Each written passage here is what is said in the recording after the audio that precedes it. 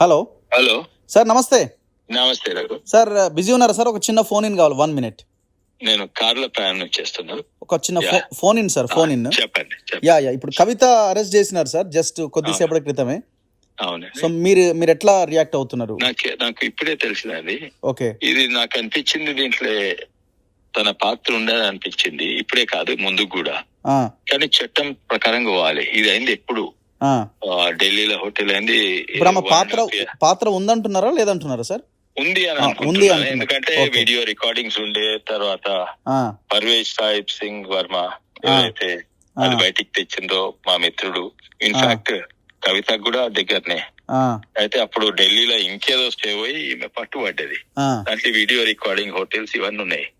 అయితే నాకు ఇంటర్నల్ అంటే నాకేమో వీడియో ప్రూఫ్ అట్లా కాదు, కానీ అప్పుడే నాకు అర్థమైంది ఆమె ఇన్వాల్వ్డ్ ఉన్నదని.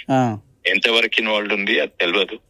తర్వాత కూడా బికాస్ అవాయిడ్ చేస్తుండే, నేరం లేకుంటే అవాయిడ్ చేయని అవసరం లేదు కదా.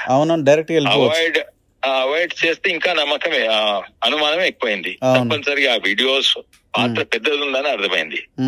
వీడియోస్ ఉండొచ్చు, హోటల్ కి ఎవరో పిలిస్తే పోయిండొచ్చు, కానీ ఇట్లా అవాయిడ్ చేసుడు ఇది అది ఈడీ మోడీ అవన్నీ అంటే నాకు అనుమానాలు ఎక్కువైంది. నాకే కాదు, ప్రజలకు ఎక్కువైంది. అండ్ వాళ్ళు అన్నారు ఏంటంటే మీరు కుంభక్కయ్యరు ఎవరు కాంగ్రెస్ వాళ్ళు, అందుకే మీరు అరెస్ట్ చేస్తలేరు. అదే అరెస్ట్ చేసేది మోడీ కాదే, అరెస్ట్ చేసేది ఓ పద్ధతి ప్రొసీజర్ ఉంటది, వాళ్ళకు రెమెడీగా ఉంటది, కోర్టులకు సుప్రీం కోర్టులకు పోతందుకు. అవన్నీ దాటిపోయినాయి. ఇప్పుడు 7వ రోజు రేపో మాపో అరెస్ట్ అయితే అనుకుని ఎప్పటికంది 6 నెలల ఎంతో మంది అనుకుంటున్నారు, కాలేదు.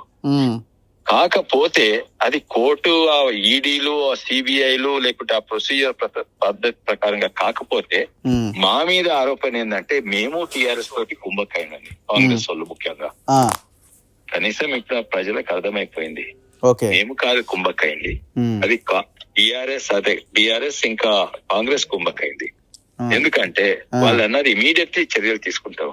ఇప్పుడు కాళేశ్వరం ఉందనుకోండి, రియల్ ఎస్టేట్ స్కామ్, ఎవరి డబ్బు పోయింది? కేంద్ర ప్రభుత్వం డబ్బు పోలేదు, ఇది రాష్ట్ర ప్రభుత్వం తెలంగాణ డబ్బు పోయింది.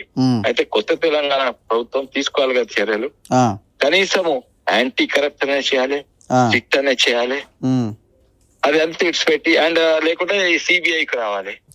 కానీ సిబిఐ రాకుండా ఓ చట్టం తీసుకొచ్చిండు పాత సీఎం. కొత్త సీఎం కూడా అదే చట్టం కొనసాగిస్తుండు. ఆ చట్టం తీస్తే సిబిఐ వచ్చేది ఇక్కడికి. కానీ దాన్ని అన్ని పెట్టి జ్యుడిషియల్ ఎంక్వైరీకి పోయిందంటే అదొక కోల్డ్ స్టోరేజ్. అంటే కాళేశ్వరం కుంభకోణానికి ఒక 30 ఏళ్ళ హాలిడే ఇచ్చినట్టు. అది ఎప్పుడైతుందో లేదు. అంటే ఇప్పుడు వీళ్ళు ఏమంటున్నారంటే ఎప్పుడో చేయాల్సి ఉండే, ఇప్పుడు మోడీ మల్కాజ్గిరిలో రోడ్ షో, ఇక్కడ కవిత అరెస్ట్, ఇదంతా పొలిటికల్ స్టంట్, ఇదంతా ఎలక్షన్ ముందు నెల రోజుల ముందు, రేపు షెడ్యూల్ వచ్చే ముందు అరెస్ట్ చేయడం ఏంటి అని ఇంకొక మాట వినిపిస్తున్నారు. మేము తప్పు పని చేస్తే మిట్ట మధ్యాహ్నం నడి బజార్లు ఎవరైనా చేస్తారా? చెయ్యరు. మోడీ వచ్చే రోజు ఇది అంటదనుకొని కావాలా తెలియదా మాకు? మోడీది ఒక పొలిటికల్ ర్యాలీకి వచ్చిండు, ఆయనకు చెప్పొస్తుండే ఇదే ఆరోపణ తప్పుకుంటేందుకు. మోడీ గారు నిజంగానే ఈడీని మార్చేట్లుంటే మోడీ గారు చెప్పొస్తాడు, మేము వచ్చిపోయినాక వారం తర్వాత చెయ్యి, లేకుంటే నేను రాకపోదు వారం తర్వాత చెయ్యి. అది సంబంధమే లేదు, వచ్చుడు ఇది అరెస్ట్ అయ్యాడు, ఇది కోఇన్సిడెన్స్. సో మీరు కూడా పోటీ చేస్తున్నారు కాబట్టి ఈ విషయం మాకు ఎలక్షన్ లో ఉపయోగపడుతుందనో, ఇంకో రకంగా మొన్న డ్యామేజ్ చేసింది, ఇప్పుడు ఇది అడ్వాంటేజ్ అవుతుంది, ఆ రకంగా ఏమన్నా ఆలోచిస్తున్నారా?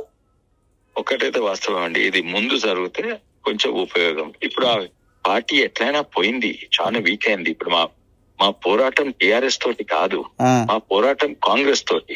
ఇప్పుడు చెప్పండి ఎట్లా లాభం అవుతుంది?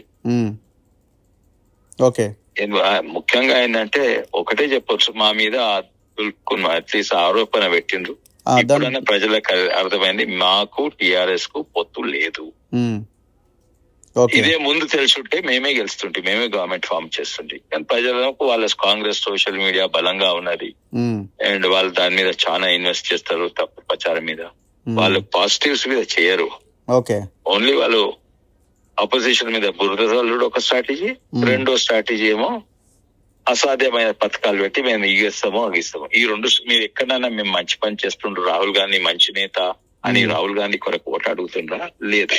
ఓకే, ఓన్లీ ఈ రెండు, మా మీద బురదజల్లుడు, నా అపోజిషన్ మీద బురదజల్లుడు, ఇంకా సాధ్యం కాని పథకాలు. వాళ్ళకి తెలుసు అసలుకు ఏమీ పైసలు లేవు, అయినా కూడా ఉన్న పథకాలే నడుస్తలేవు. ఇది ఒక ఆరోపణ. మంచిది. Yeah right sir, thank you. మంచిది. Thank you.